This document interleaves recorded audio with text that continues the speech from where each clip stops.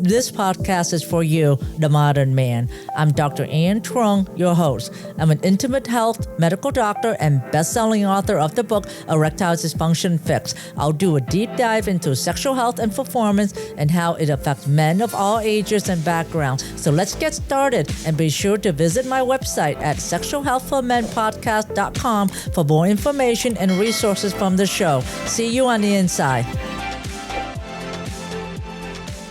It's not good if you have ED. ED is the predictor of heart disease that's going to happen in 7 to 10 years. About a third of men have a heart attack in about 7 to 10 years because ED is the onset of blood flow restriction that lead to blockage in the penis.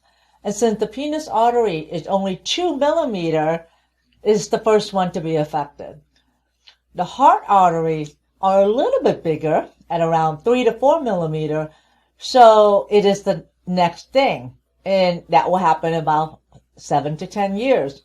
According to the Center for Disease Control and Prevention, or the CDC, heart disease is the top killer when analyzing data from male of all age groups and ethnicity in a large 2017 data set in the United States. So nearly a quarter of death in male is due to heart disease. Additionally, more men experience heart attack than women.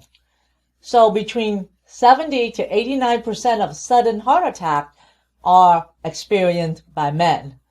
Cardiovascular disease or heart disease is the top cause of death in men and women globally. ED is a warning sign about your heart health, but the good news is you can reverse it when it is early. Erectile dysfunction is not permanent and it can be treated. When is it early? When is it that you have mild ED that you can reverse it? Well, you can take the International Erectile Dysfunction Questionnaire test, which I will put in the show note, and you answer 5 questions, and it's scored from 1 to 5, and 5 is the lowest and 25 is the highest you can score. So if you score 15 or above, you are mild. If you score between 8 to 14, you are considered moderate ED, and below 7, you are severe. If you are moderate or severe, in addition to lifestyle modification, you may benefit from more aggressive intervention, such as doing your own biologic cellular stem cell therapy, shockwave therapy, and testosterone hormone replacement therapy. Versus the mild group, you can actually probably change it with appropriate lifestyle modification. We'll dive more into these treatment in the next few episodes. So let's talk about ED medication and how they work and why they actually make your ED worse. So medications such as Viagra, Cialis, and Avenavil, they're called phosphodiesterase 5 inhibitors. And they go by generic names such as sildenafil, vardenafil, tadalafil, avanafil. They are all in a big group called phosphodiesterase inhibitors, or PDE5 inhibitors. They actually work better in men with psychogenic ED. So all of the 4 PDE5 inhibitors enhance penile muscles, the corpus cavernosum, to release more cyclic GMP level. Cyclic GMP level actually increase nitric oxide level, which then promote an erection in response to sexual stimulation. So most of these medications are actually covered by insurance if it is generic. In the show note, I listed the cost and the mechanism of these PDE5 inhibitors, and you can compare. Some are short-acting, some are long-acting. However, these medications are not indicated in men who are on nitrates, a medication for angina or chest pain. So nitrate should not be used within 48 hours after the last dose of ED medication. A high blood pressure medication such as alpha blockers and medication for benign prostatic hypertrophy or BPH, you cannot take this ED medication because when you take them with the PDE5 inhibitors, they cause low blood pressure and it may even impair your ejaculation when you take the medication together. But if you don't have these conditions, it is fairly safe to take these PDE5 inhibitors. You just have to monitor your blood pressure. These medications, about 70% efficacy. These medications have to be taken on an empty stomach, however. Another inconvenience is that you don't have any spontaneity, and sexual activity has to be planned 1 hour ahead.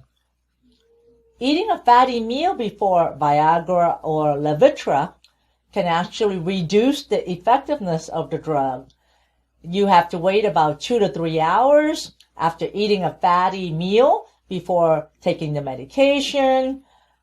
What the most common side effects of these PDE5 inhibitors are headache, flushing in the face, neck and chest, upset stomach, indigestion, abnormal vision such as blue vision, nasal congestion, back pain. I actually see this a lot, nasal congestion and back pain, and muscular pain and tenderness, nausea and dizziness, and also a rash, a mild rash on the chest or the back, diarrhea, and also the serious side effects of the PDE5 inhibitors is sometimes change or loss of vision, ringing in the ears, or even hearing loss, chest pain, or irregular heartbeat that can happen, and shortness of breath as well when there's irregular heartbeat, lightheadedness or dizziness, and a condition called malignant melanoma, or another condition is swelling in the hands, the ankles, and the feet, and then pulmonary hypertension or high blood pressure that occurs in the arteries of the lung. So why is these ED medication are not a long-term solution? Number one, even if you've had success in getting or keeping erection with these medication while you're taking it, you may notice that it doesn't work after about 2 to 3 years. It's because Viagra or ED medication can lose its effectiveness over time. The reason that is so is because your body changes as your health gets worse, because the blood flow blockage is getting worse due to the plaque buildup, a condition called atherosclerosis. And ED medication does not treat atherosclerosis.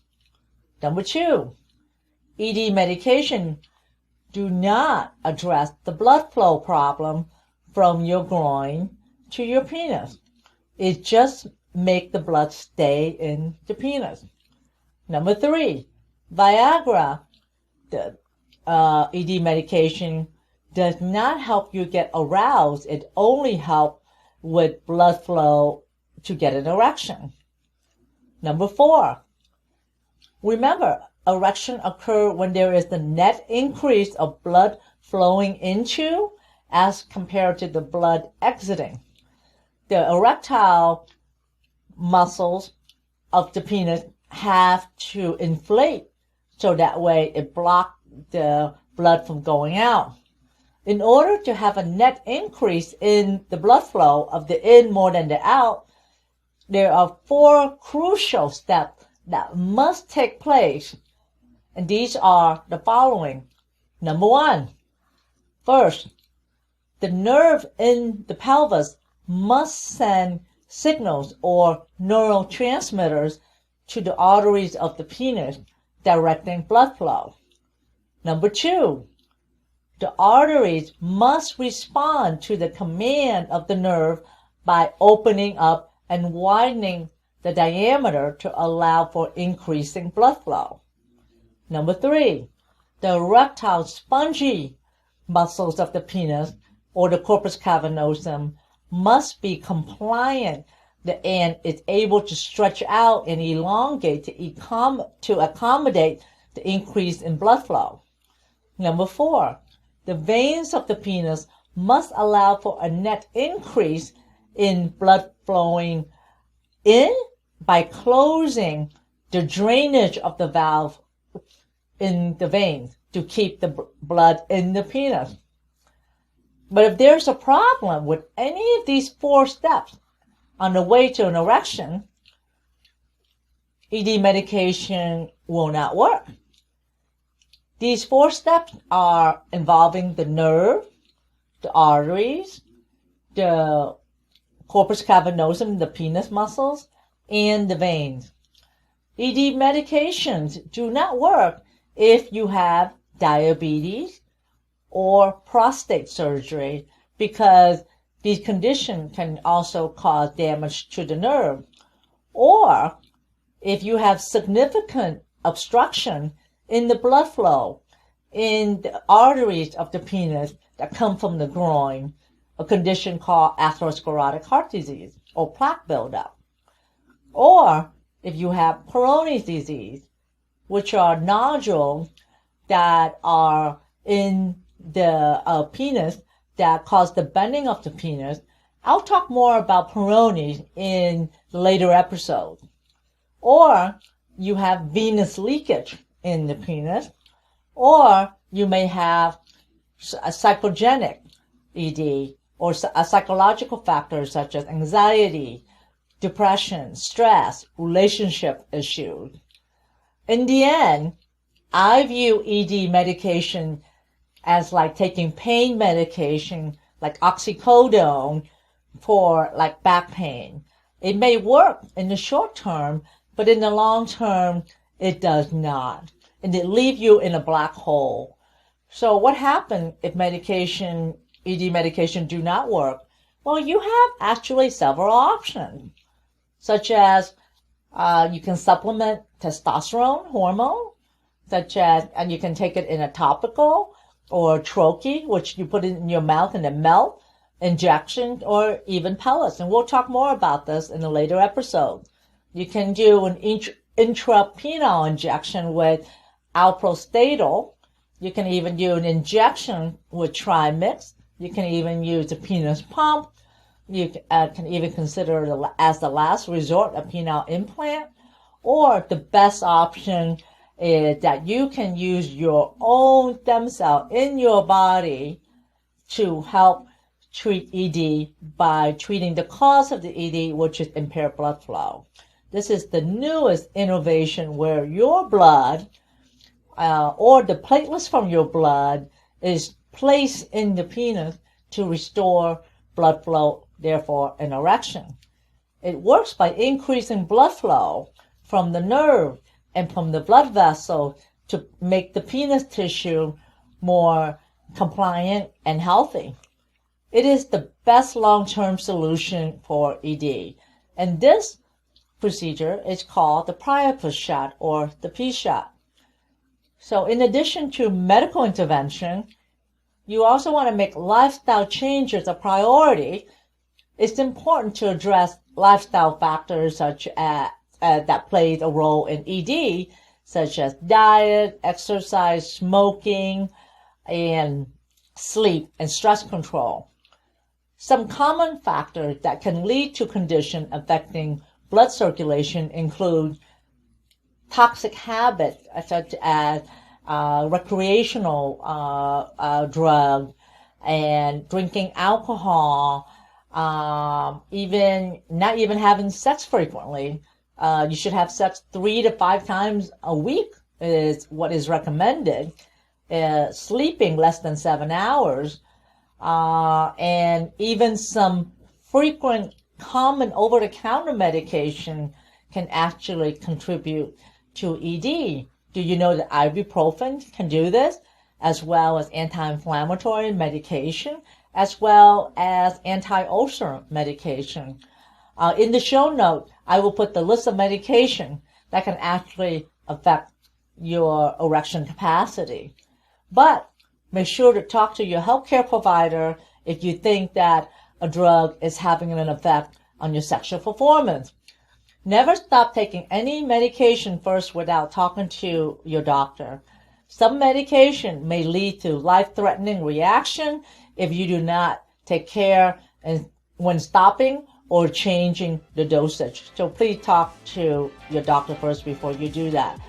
And I will see you in the next episode. We'll dive more into the different treatment of ED.